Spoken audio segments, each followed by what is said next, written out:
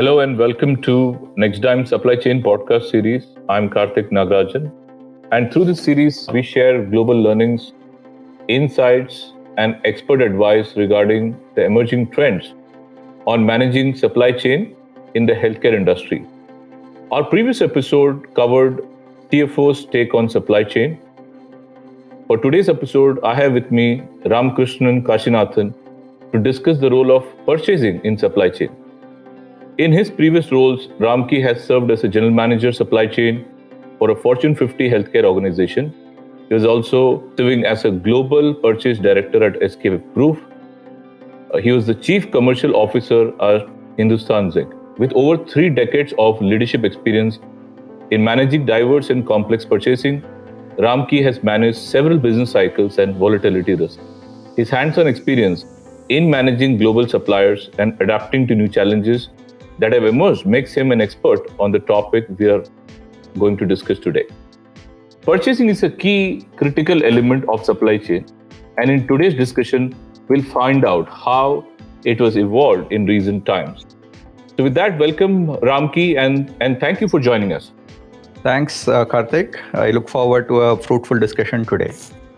Absolutely, Ramki, and we kind of look forward to, from your insights, learning a lot, right? And especially our listeners who are kind of glued into this podcast.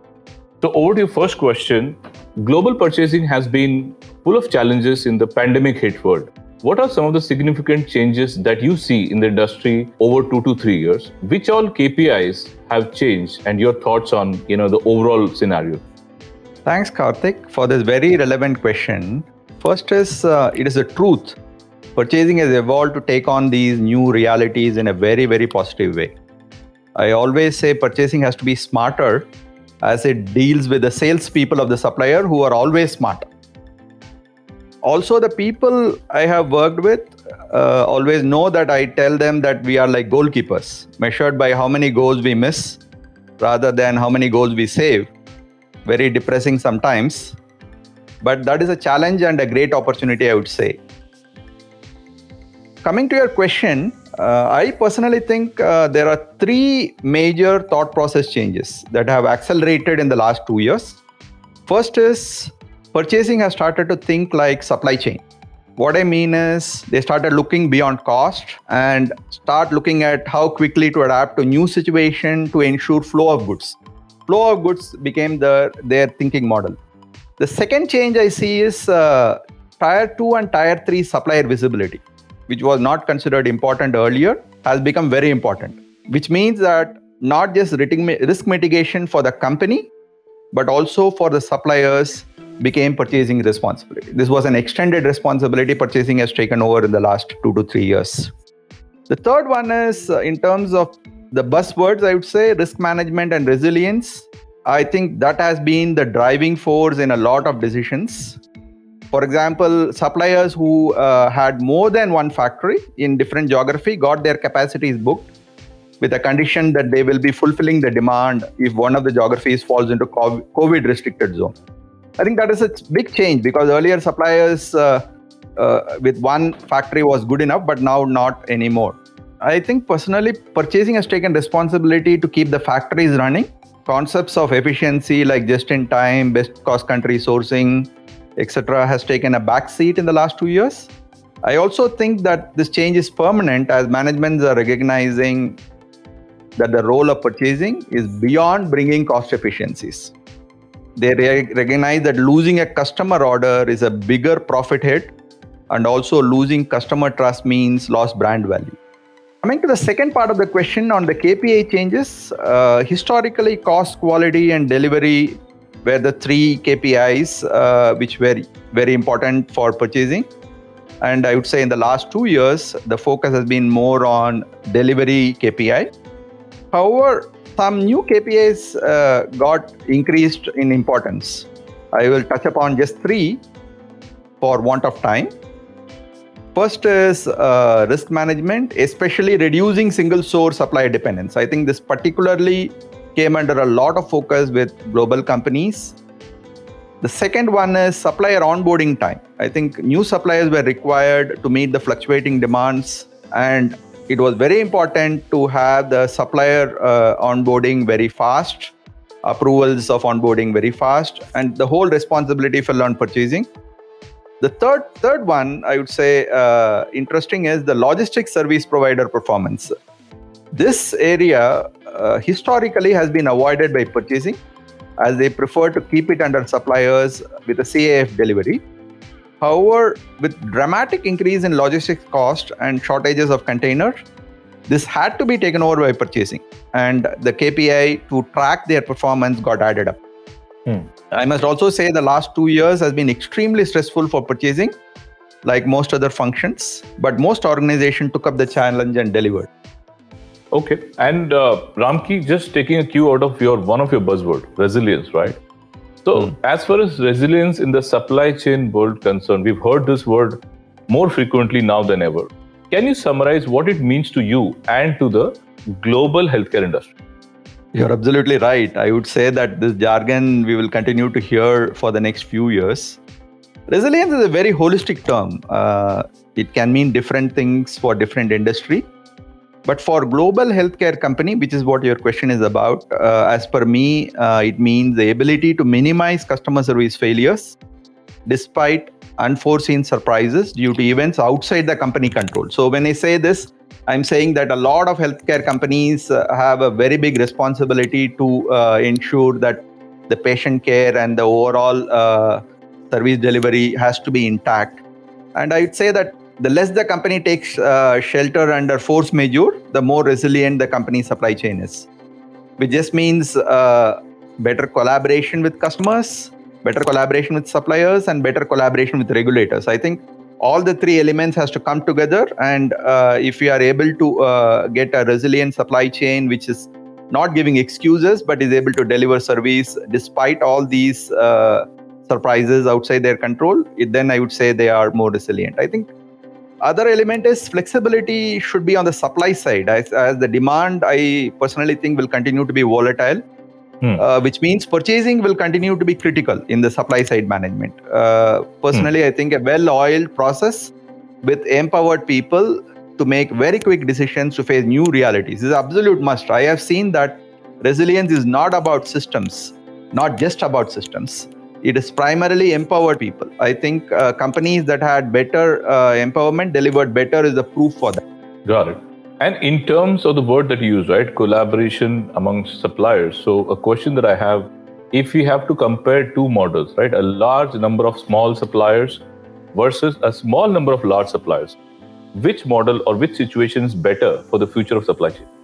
I personally think the discussion currently is not about large and small. And I think collaboration is not restricted by the size. It is more about the spirit at which the companies work together.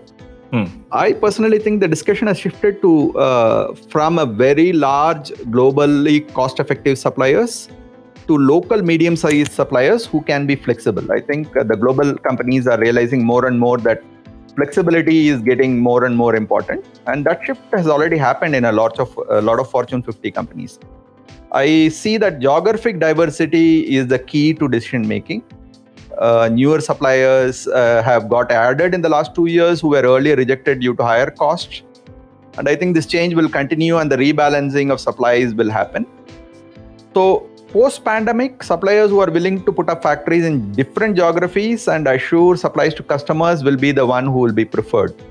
I think the risk management principles are driving in that direction. I also know a lot of companies are starting to discuss long-term contracts with their suppliers with a linkage to putting on new investments by spreading out their factories in more than one geography. I think this trend is going to continue. Okay. And therefore, linking what you just said to the strategy, right? So when we look at a strategic view, how has the strategy for tail-end procurement, like tools and spares in particular, evolved, considering disruption caused by shortages of such items during COVID? Very important question. Actually, this has been an area which has been very long neglected. Actually, when factories started stopping, not for major raw materials, but for want of small toolings and spares, several companies woke up to the reality that the locally sourced items were completely left to factories, and the organization had very little bargaining power and also visibility to supplier capabilities. So this particular area is getting addressed on a top priority. I think more and more companies are bringing oversight into this area and manage the risk. Some have switched to aggregators with strict default clauses. Having said that, I don't think we can manage it globally as a category. A standardization of machines and tools has not been done in most companies, which means we can only establish better visibility and ensure best-in-class practices are adopted in the management of these items.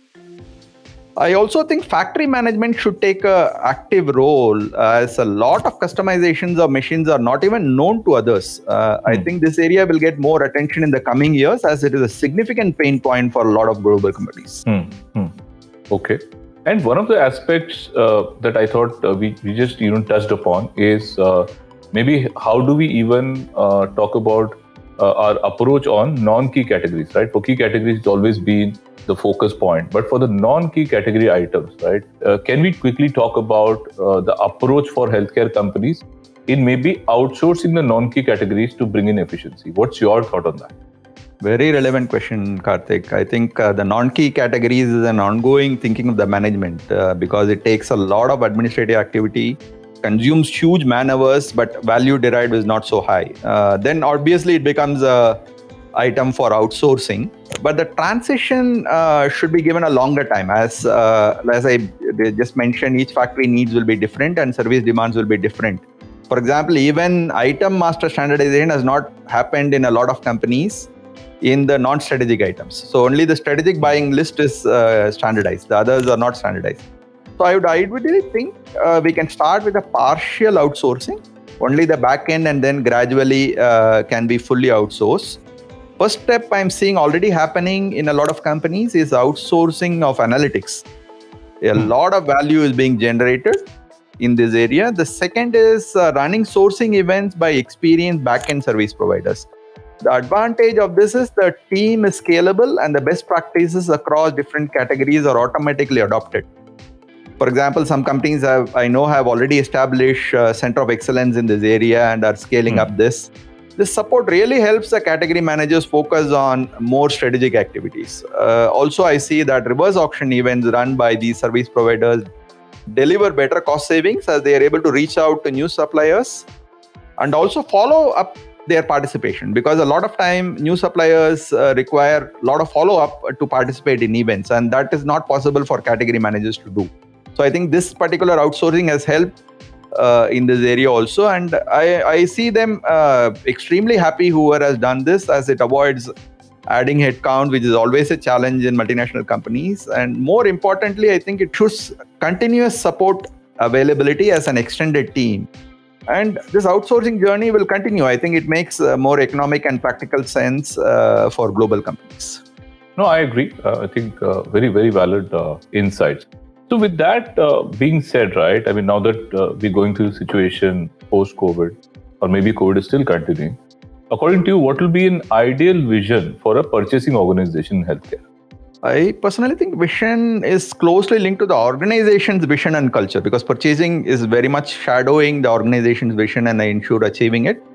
But however, as a generic vision, I can think a flexible, resilient, collaborative purchasing that brings value by constantly learning and adapting, because that is one thing which will continuously require to evolve. And I see that learning and adapting, collaboration, resilience, flexibility are all key elements a purchasing organization should have. And I guess that covers pretty much all aspects of the challenges present currently. I also think organization collaboration is a very buzzword. I think a lot of them think about collaboration more as having a supplier event or something like that. But a lot of things is ingrained in the culture of the organization. I think purchasing should drive that culture of collaboration by building the trust with suppliers and getting the long-term working with them together. I personally think that should be the vision most organizations should drive towards in purchasing area. No, makes sense. And to be honest, some of the buzzwords that you've used are very relevant. Naturally, it takes upon an organization, leadership, manager across levels, how to execute it really well, right? So, very, very valid perspective, Ramki. So with that, Ramki, I want to thank you for your insights and obviously the clarity of what has changed and what we should do to be ready for the future. And I'm sure our listeners will find the discussions insightful too. And thank you everybody for listening in. If you have any questions on this subject or have any suggestions for future topic, do write to us at thinknext@nextdigm.com. So thank you, Ramki, and thank you everybody. Thank you. Bye.